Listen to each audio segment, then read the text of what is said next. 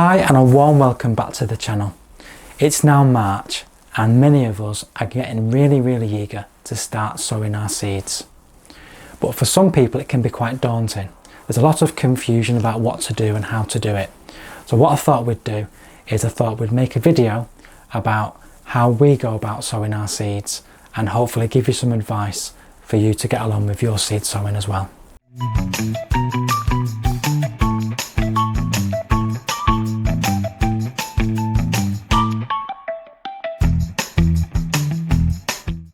The very first piece of advice I'd like to give may sound obvious, but it's simply only grow the plants and the flowers that you like. You can get quite carried away when you buy magazines and you get a lot of free gifts with regards to seeds, and sometimes the seeds are not particularly ones that you like. Now I remember back to when I first started gardening, probably 30 years ago or so, and I was just so eager to sow seeds. It didn't matter what they were, where they came from.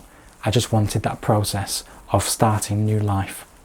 But as I've grown older and through more experience, what I've come to realise is there's no point in putting all that energy, all that money into sowing things that you're not actually going to enjoy. And this is particularly important when you're growing vegetables. There's not a great deal of point growing vegetables that you don't actually like to eat. So that's step number one. Only grow things that you want to grow. Step number two, once you've decided which seed you're going to grow, is look at when is the best time to sow the seed. Now you'll find this information readily on the back of the seed packets. And if you need some more information, have a look online and do a simple search. Some seeds require a cold period for them to germinate. So there's not a lot of point sowing these types of seeds in the spring, just as the weather is getting warmer. It's much better to sow these in the autumn or the winter so that there's a process of the cold weather, and then the seeds will germinate once they have the warmer weather coming in the spring. Some plants need protection from the cold and the frost. So if you're going to sow these, it's important that you can provide them with that bit of shelter. Half-hardy annuals, for example, will require a little bit of protection. So these are best sown in spring and then left inside either a cold greenhouse, a cold frame, or even a sunny window ledge.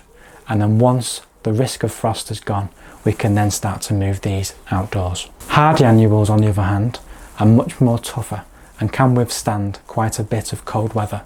So they can also be sited in the spring or the autumn, and they can be either overwintered if you're going to do the autumn sowings, or if you're going to grow them in the spring, they can be left to germinate and to grow outdoors. If you are going to be sowing direct into the ground, a good indicator is have a look at the ground itself.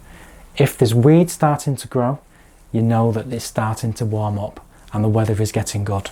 If weed seeds can germinate, it's usually a good sign that you can also get your flowers and your crops to also germinate. Next, we need to make sure the seeds that you're going to sow are going to be viable. And what I mean by that is they're going to germinate. So we can check the seed packets. On every seed packet there should be a sow by date.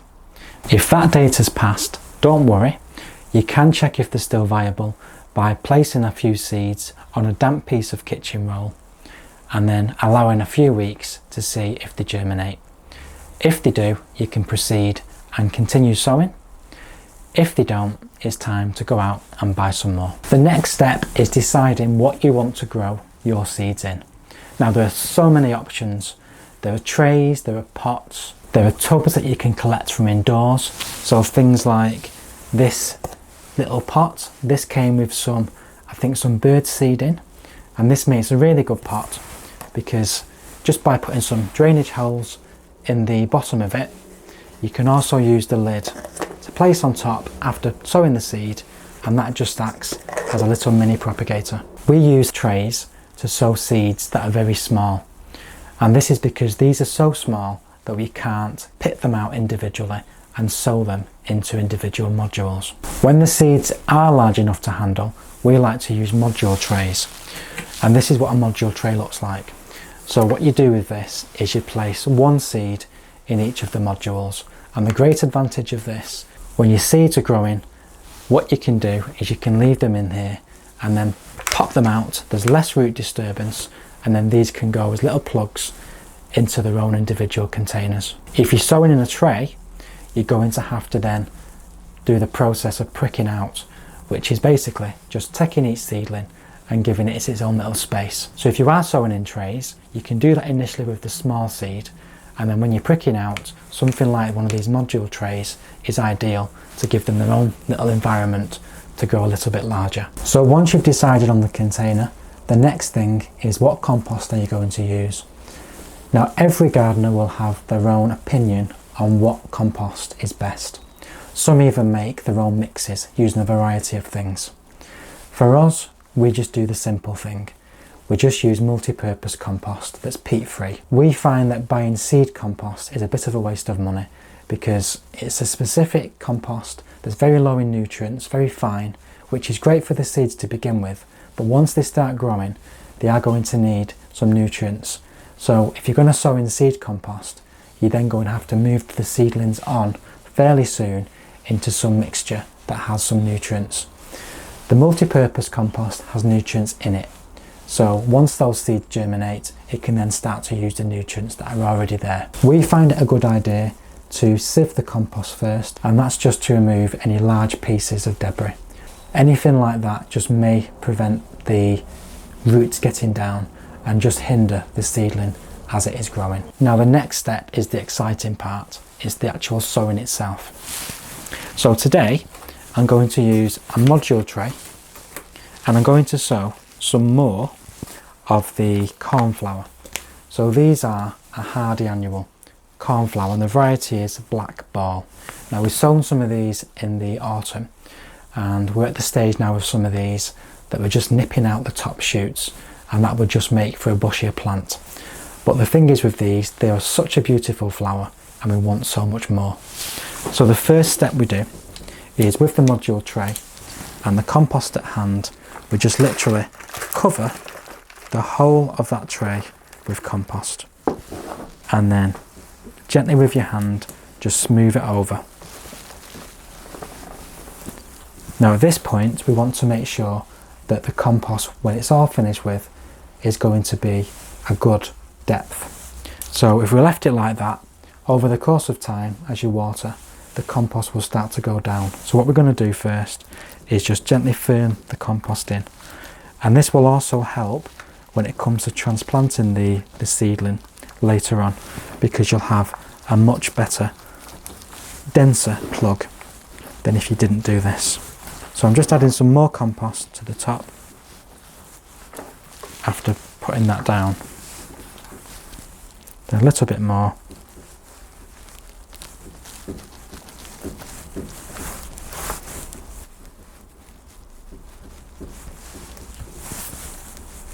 And you want to make sure that it's not right to the top, because you don't want to be watering this and ending up with all the soil going over the top. So we're just making sure that there's a little bit of a distance between the top of that compost and the very top of the tray. So just something like that. So with the tray filled, we're now going to go on to the seed. So open your seed packet. Now seeds sometimes come in little foil packets with inside the main packet. Sometimes they don't. So when you're opening the packet, be very careful that you don't get too carried away, because you can quite easily lose a lot of seeds just by being a little bit too eager to get the packet open. Now these ones have come into a foil envelope, so it's really good. They are enclosed, and what is best to do is just put a handful of seeds on the palm of your hand. So these cornflowers, they're very easy to handle. So what we can do with these is sow them into individual modules. And what I tend to do is I sow one per module.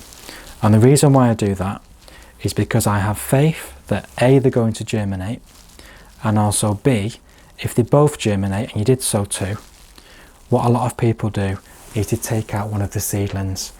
And I think that's a waste of seed, because they're going to be destroying the seedling, and also I don't like to kill plants. So it's not one of the things that I like to do. I like to utilise all the seeds, and if some don't germinate after a certain length of time, you can then perhaps go back and just sow another one in the space that hasn't germinated. So I'm just going to sow one per module.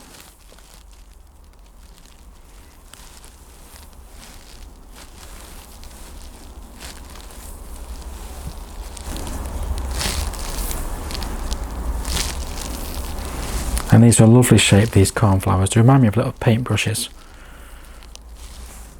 Really nice to handle, really nice to touch. And a tray this size is ample enough for most people's gardens.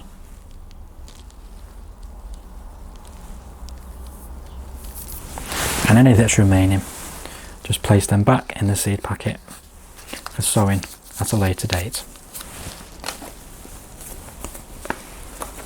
So I'm just going to pop that just to one side because I'm going to go to the next step of covering in a moment. But first I'm going to sow the other seeds. So I'm using a pot, and this is a pot I'm recycling from an old pot of birdseed, and I'm just using the same compost mix. And then for this we're going to sow some Antirrhinums. Now these are a half hardy annual, and these flower quite a long time. Once they start flowering in around June, they'll go on flowering into October. And the great thing with these is the slugs will leave them alone. So if you want some really good cut flowers that flower for a long time, Antirrhinums are a really good choice. So with these ones, we were given these by a friend.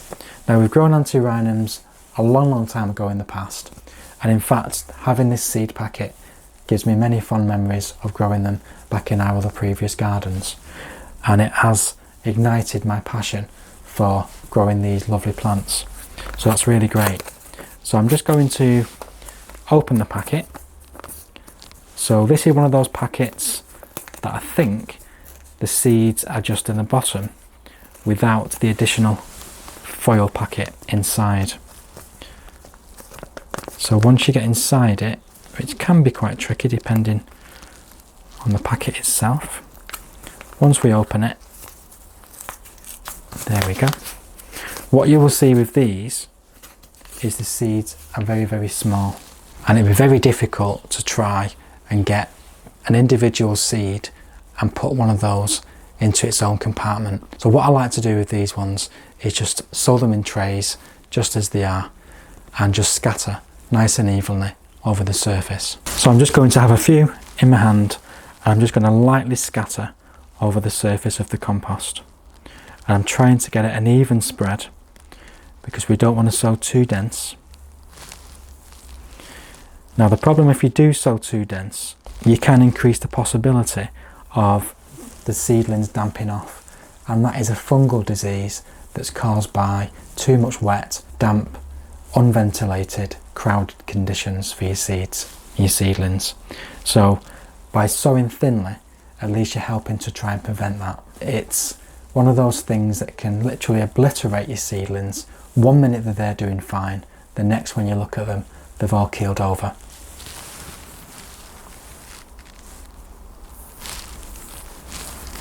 So that's all the seeds I'm going to sow on that. The next question you need to ask is what you're going to cover the seeds up with, if at all anything. Now small seeds generally, as a rule of thumb, require light to germinate.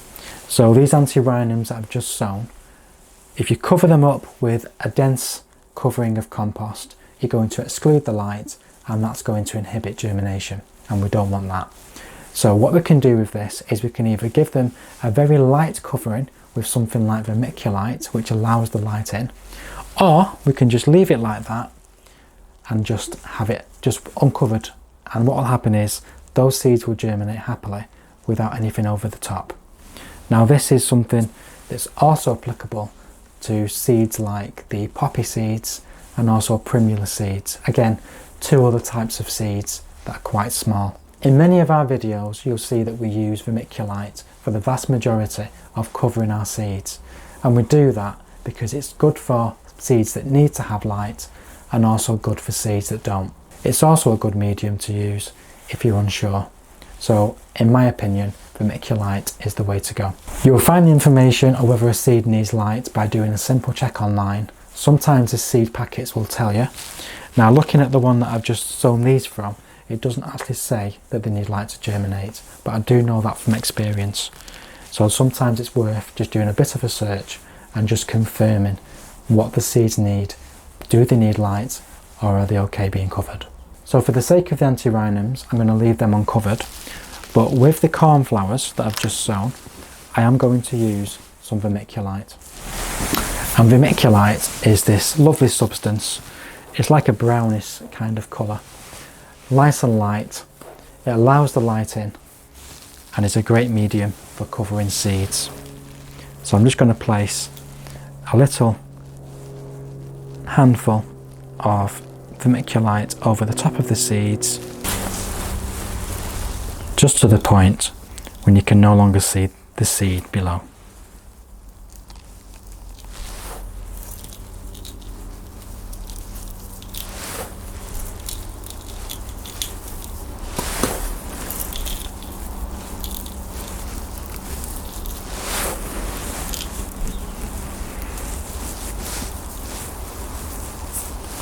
And then the final thing to do, if you are covering seeds, is just gently press them down. And that just ensures the seed has really good contact with the compost below. It needs that connection because it's going to be drawing up moisture, which is going to help the seed to germinate. The next step is, remember to label the trays. So whatever you use, make sure that each tray is identifiable. We just use these plastic labels that we use pencil on, and then once the seeds and the plants have gone, we then recycle these by just rubbing them out and using them again. Now, labelling the plants is an important step because when you have tons and tons of different seeds as you're progressing with seed sowing, it's very important to be able to identify them. This is particularly important if you're going to be growing more than one variety of the same plant. So if we were going to be growing the black ball cornflower and also another variety, and we didn't label, we're not going to know which is which until it comes to flowering time. And if we're placing these plants around the garden based on the colour, we may end up with some colour combinations that we're not expecting. So just pop these at the side of your trays, and that just gives a marker of exactly what each one is. The next step is the watering, and for me it depends on the size of the seed. So if the seed is very, very small, I want to water from below. So I'm going to place the tray that I've just sown into another tray with water in it, and I'm going to allow the water to seep up through that dry compost and reach the very top. And you'll know when it's reached the top because you'll start to see the very top of the compost looking more damp. For larger seed, you can water from above, but in our experience, what you don't want to be doing is when you're watering from above, displacing all the seeds so they're in little clumps. You've gone to a lot of time and effort to ensure you've sown the seed nice and evenly spread. And if you water from the top, that action of that water hitting the compost can sometimes displace the seeds, so you get little clumps of seeds in different areas, and we don't want that because that means it's going to involve pricking out a lot sooner. So you've got your seeds sown, you've got them watered. The next question is, where do you put them? Now, many seeds need warmth to germinate, so what you can do at this time of year is put them into a cool greenhouse, a sunny window ledge or a cold frame, and usually you get germination within a couple of weeks or so. Now, germination rates will be told on the back of this seed packet and also online if you look for your specific variety that you're sowing. So have a look at the back of your seed packet, but don't be too disheartened if the germination rate is slower than what's stated on the back of the packet. The germination rates on the back of the packet or online is based upon optimal conditions. Now, sometimes you might put something outside and expect it to be germinating within a few weeks, but because it's spring, we can still get the colder days and it may not just have that warmth just yet. So just wait, give it some patience and allow the seeds to germinate in their own good time. And the last thing to say is don't let that compost dry out. So you can do a simple test just by checking the compost, just maybe touching it with your finger to see if it's still damp on top.